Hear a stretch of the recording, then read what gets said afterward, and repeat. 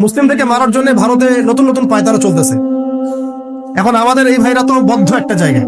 আপনারাই বলেন তারা কি করবে এখন? তারা মিশন নিছে, রাষ্ট্রীয়ভাবে মিশন নিছে মুসলিম নিধনের। এখন এই ভাইদের কোনো রাষ্ট্র নাই, কোনো জামায়া নাই, কোনো আমির নাই, কোনো এদাদ নাই, কোনো জিহাদের কোনো মানে ওখানে অবস্থাই নাই করার মতো তাদের, তাই না? ভিতরে কথা বলছি আমি, কাশ্মীরের কথা বলছি না। তাহলে এই ভাইরা এখন কি করবে?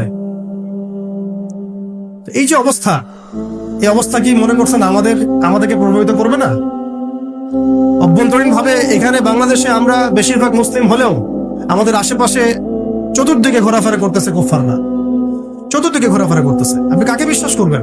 চায়নাকে বিশ্বাস করবেন? ভারতকে বিশ্বাস করবেন? নেপাল ভুটানকে বিশ্বাস করবেন? না মায়ানমারকে বিশ্বাস করবেন?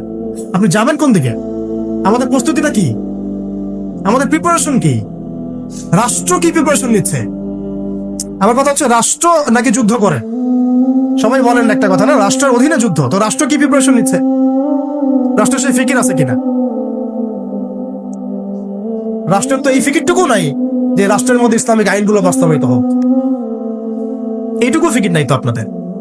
যারা ইলেকশন নির্বাচন গণতন্ত্র এগুলো করতেছেন, কার ফিকির আছে?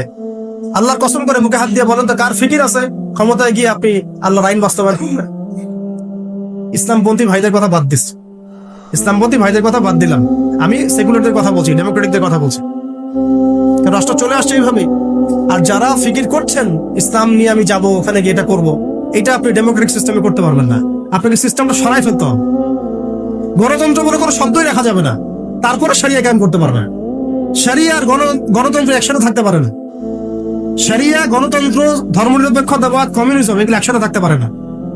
একটা বোতল, এর মধ্যে আছে আপনার বিষ, এখানে আপনি দুধ খেতে পারবেন না। একটা বোতল, এখানে আছে বিষ, আপনি এটাকে 1000 বার ধুইতে হবে, ধোয়ার পরে আপনি দুধ ঢালতে পারবেন, খাবার রিস্ক নিতে পারবেন, তাও খাবেন কিনা সন্দেহ আছে। আর এগুলো তো হচ্ছে মারাত্মক শিরকের বিষ। এগুলো পশ্চিমাদের দাসত্ব করাবে আপনাকে। আমাদের হচ্ছে বড় কান্ট্রি আছে একটা তুরস্ক, একটা ইসলামিক ল বাস্তবায়ন করছে কিনা দেখায়। বড় একটা কান্ট্রি আছে মিশর, দেখায় না আমাকে একটা ইসলামিক ল বাস্তবায়ন করতে পারছে কিনা। তিউনিসিয়া পারছে কিনা, আজারবাইজান পারছে কিনা, মরক্কো পারছে কিনা, ইথিওপিয়া পারছে কিনা? আপনারা বলেন পারছে কি? ইয়েমেন পারছে কিনা, জর্ডান পারছে কিনা, লেবানন পারছে কিনা? পারে নাই। আফগানিস্তান পারছে কেন? আফগানিস্তান পারছে কেন? কারণ তারা সিস্টেম গুলোকে সরাই দিছে। সিরাতের আদলে, সিরাতের রক্তে ওরা জমিনকে পবিত্র করে ফেলছে। সিরাতের আদলে জিহাদের মাধ্যমে রক্ত দিয়ে পশ্চিমাদেরকে বিতাড়িত করে ওরা জমিনকে পবিত্র করে শরিয়া কায়েম করছে। এটাই শরিয়া কায়েম করার রাস্তা, আর কোনো রাস্তা নাই।